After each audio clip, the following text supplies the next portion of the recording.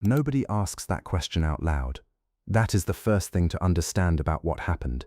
In the culture of the American Army in the Second World War, the question was not asked, not because soldiers did not think about it, they thought about it constantly.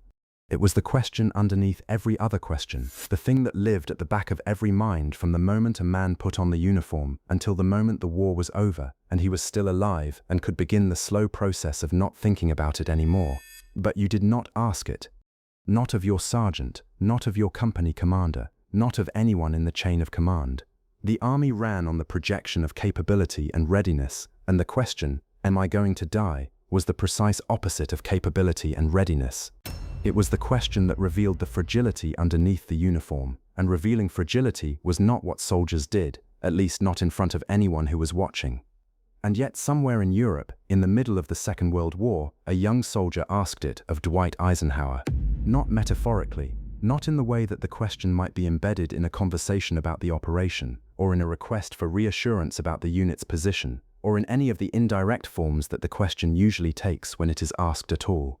Directly, to the Supreme Commander of the Allied Expeditionary Force, face to face. Are you going to die? No. The version the accounts give is more specific, more personal. Am I going to die? What Eisenhower said in response to that question is the subject of this video. Not because it was brilliant strategy, not because it changed the course of the war, but because it was true in a way that most answers to that question are not, and because the truth of it tells us something about Eisenhower's understanding of command and of the men he commanded that no document in the official record comes close to capturing. Before we get into what he said, if you are new to this channel, we are here for the Eisenhower that the official histories do not spend enough time with, the man in the unplanned moments, the decisions made without a staff meeting or a policy review, the conversations that happened in fields and airfields and hospital wards that never made it into the dispatches.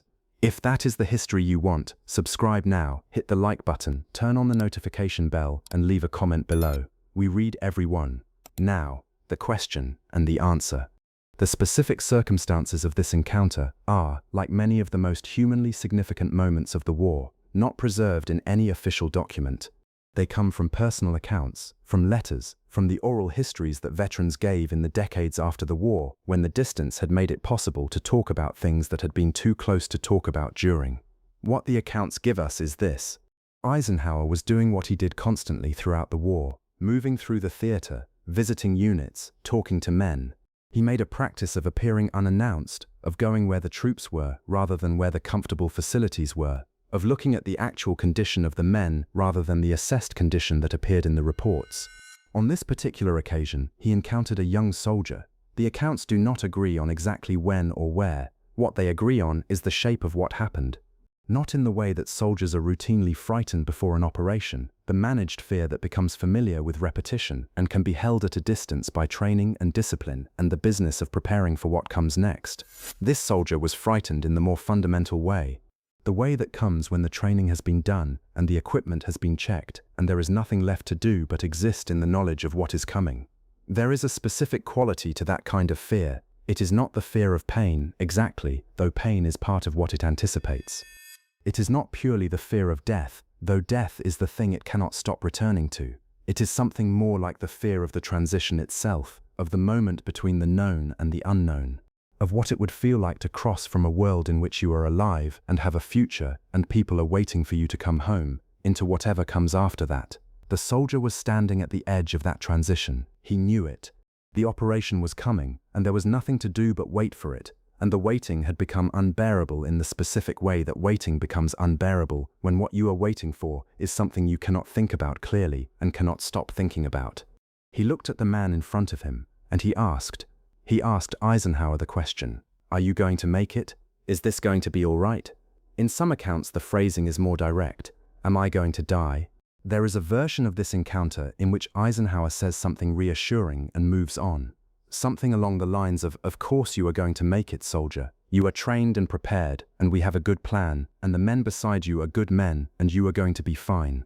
That version of the encounter would have been easy to give and entirely understandable. It is what a commander says in these moments if the commander's primary concern is maintaining the operational posture of the force. Keep the man functional, keep him capable of doing what he needs to do. Give him the reassurance that allows him to move forward without being paralyzed by what he knows. Eisenhower did not do that. What the accounts record, consistently, is that Eisenhower told the soldier something closer to the truth. He told him that he did not know. He told him that he could not promise him he was going to survive, because that was not something anyone could promise, that the operation carried real risk, and that some of the men who went into it were not going to come out. That this was the nature of what they were doing, and that pretending otherwise would be dishonest, and that the soldier deserved honesty more than he deserved comfortable fiction. And then he told him something else. He told him that what mattered was not whether he survived. What mattered was whether he did what was asked of him, that the fear he was feeling was real and appropriate and shared by every man around him, whether they showed it or not. That courage was not the absence of that fear, it was the decision to act despite it. And that the decision to act, made in full knowledge of what the risk was the only thing any man could offer in a situation like this one, and it was enough. It was more than enough. He told him he was going to be with him. Not literally. Eisenhower was the supreme commander. He was not going to be in the foxhole beside this soldier when the moment came. What he meant, and what the soldier understood him to mean, was something more fundamental than physical presence. The men at the top knew what was happening. They were not remote and indifferent. The decision that was sending this soldier forward had been made by people who understood the cost of it, and who had not made it casually or carelessly, but with the full weight of what it meant pressing on them. He was not alone in this. The encounter ended. Eisenhower moved on, the way he always moved on, through the theater, toward the next thing, carrying the accumulated weight of all the conversations and all the decisions and all the faces of the men who were going to be affected by both. There is something worth noting about the logistics of what Eisenhower was doing in these visits. He was not doing them because his staff had scheduled them. He was not performing them for the press, or for the historical record, or for the morale reports that went up the chain to Washington. He was doing them because they were, for him, a form of contact with the reality of what he was commanding that no other method provided. The planning documents gave him numbers, the operational reports gave him assessments, the intelligence briefings gave him the enemy's probable intentions. All of these things were necessary. None of them gave him the faces. He needed the faces, not sentimentally, practically. He needed to see the condition of the men because the condition of the men was a variable in every operational decision he made, and the condition of the men was not a number. It was the thing that numbers were trying to approximate and never quite captured. It was in the eyes and the posture and the quality of the silence when a supreme commander walked into a room full of soldiers who had been waiting for a long time to go somewhere dangerous. The soldier who asked the question had given him something too, a precise and honest reading of where one man was in one moment before one operation. Eisenhower carried that with him as he moved on. The soldier went back to his unit. What happened to him afterward is not recorded in any account I have found. Whether he survived the operation, whether he came home, whether the conversation with the Supreme Commander stayed with him in the way that conversations of that particular intensity tend to stay with people, none of that is in the record. What is in the record is the encounter itself and what it meant. To understand what it meant, you have to understand the specific position Eisenhower occupied in the chain of command and what that position required of him emotionally. He was responsible for the lives of millions of men, not in the abstract way that the word responsible sometimes gets used, as a formal acknowledgement of organizational hierarchy. In the specific, concrete, consequential way that means the decisions he made directly determined whether individual human beings lived or died. The casualty projections for every major operation were generated by his planning staff and reviewed at his level. The number of dead that a given operation was expected to produce was a variable in the planning process, weighed against the strategic objectives the operation was designed to achieve. This is how military planning works. It has to work this way. If you cannot think about acceptable losses in operational terms, you cannot plan operations. But the process of thinking about acceptable losses in operational terms does not, in the mind of a commander who retains his full humanity, eliminate the weight of what those numbers represent. Eisenhower retained his full humanity throughout the war. This was not inevitable. The conditions under which senior commanders operate in a major war are conditions that can, over time, erode the capacity for human feeling that makes the work of command morally bearable. The sheer volume of decisions, the relentlessness of the operational tempo, the necessity of making choices that will result in deaths and moving immediately to the next choice, all of this creates pressure toward a kind of emotional distance that is functionally useful and morally costly. Eisenhower resisted that distance, not completely, not always, not without cost to himself, but he resisted it enough to keep going to the front, to keep talking to the soldiers, to keep asking their names and listening to their answers, to keep walking through the camps when the camps were found, to keep being in the presence of the human reality of what the war was producing, rather than allowing himself to inhabit only the abstracted, quantified version that existed in the planning documents. The conversation with the soldier who asked if he was going to die was part of that resistance. Because the easy thing, the comfortable thing, the thing that the operational requirements of command would have fully justified, was to give the soldier the reassurance and keep moving, to keep the force functional, to not linger in the territory that the question opened up. Eisenhower lingered. He told the truth, not the full truth, which would have been paralyzing and useless, the full statistical accounting of what the operation's casualty projections said about any individual soldier's odds of survival, but the honest truth, which was that he did not know, that no one knew, and that the not knowing was something the soldier was going to have to carry forward with him because there was no alternative to carrying it. And then he gave the soldier something to carry it with. The acknowledgement that the decision to go forward anyway, in full knowledge of the risk, was not a small thing. It was not nothing. It was, in fact, the most significant thing a person could do in a situation like this one. It was the act that the entire war ultimately depended on. Not the strategic planning, not the logistics, not the aerial bombardment, or the naval firepower, or the industrial production capacity that gave the Allies their material advantage. The individual decision made by individual men to move forward when the fear was telling them to stop. That decision, multiplied by hundreds of thousands of individual soldiers, was what the liberation of Europe actually consisted of, not in the abstract.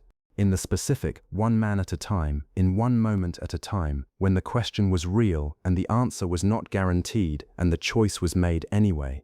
Eisenhower told the soldier that. He told him that what he was about to do mattered.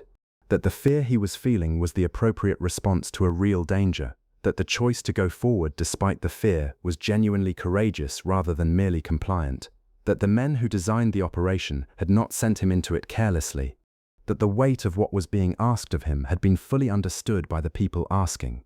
And then he told him something that in the accounts of men who heard versions of this story in the weeks and months afterward, stood out from everything else he said. He told him that he, Eisenhower, was also afraid. Not of dying in the same immediate sense. Eisenhower was not jumping out of an airplane over France or crossing a beach under fire. His life was not at risk in the way the soldier's life was at risk, but afraid in the specific way that a commander is afraid when the decisions he has made are about to be tested against reality. Afraid that the plan was wrong, afraid that the intelligence was incomplete, afraid that the weather would not cooperate or the timing would slip, or one of the 100 things that had to go right would go wrong in a way that no amount of planning could prevent. Afraid that he had sent these men to their deaths for nothing. This was not something that supreme commanders said, not because they did not feel it, because saying it carried risk. An army that knows its commander is afraid is an army that has been given permission to be afraid in ways that cannot be managed. The projection of confidence at the top is part of how the machine functions. It is not purely performance, it serves a real purpose. Eisenhower told the soldier anyway. Not because he had decided that the machine did not need the projection of confidence, but because the soldier in front of him was asking a real question that deserved a real answer, and the real answer included the acknowledgement that fear was present at every level of the operation, from the soldier in the field to the supreme commander at the top, and that its presence at every level was not a sign that the operation was wrong or that the men undertaking it were inadequate. It was a sign that they understood what they were doing. The men who feel no fear going into a genuinely dangerous situation are not courageous.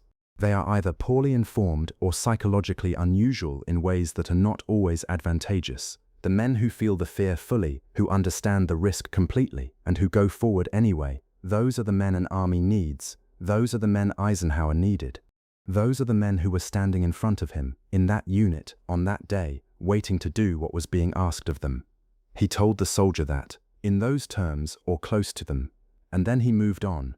The accounts of men who heard about this conversation describe an effect that is difficult to quantify but consistent across the tellings. The effect was not the dramatic restoration of confidence that the story might seem to call for. It was something quieter and in some ways more durable. The sense that the fear was legitimate, not something to be ashamed of, not something that revealed a deficiency of character, or preparation, or commitment to the cause. A legitimate response to a real situation, shared by every person in the operation, including the man at the top, and compatible, fully, genuinely compatible, with doing what needed to be done. Fear is not a small thing for a soldier going into combat. The Army's culture of the 1940s was not one that encouraged the acknowledgement of fear. It was a culture that emphasized toughness, capability, the suppression of anything that looked like weakness. This culture had functional reasons behind it. Units that project weakness become targets in ways that units projecting strength do not. Fear that becomes visible spreads in ways that invisible fear does not. But there is a cost to that culture.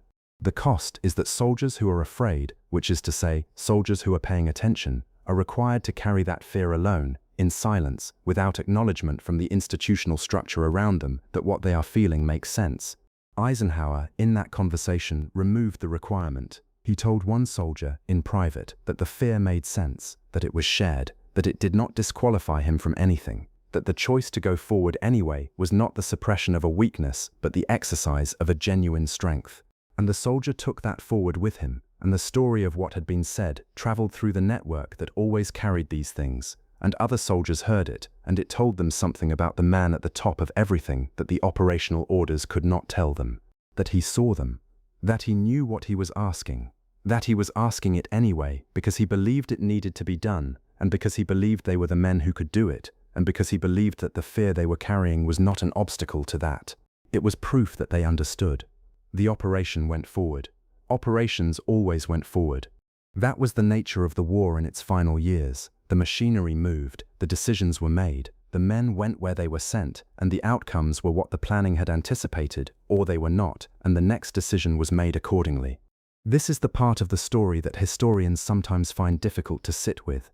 Not the dramatic moments, not the landings and the breakthroughs and the final surrender, but the quiet, relentless continuation of the operational machinery through the individual human moments that produced it.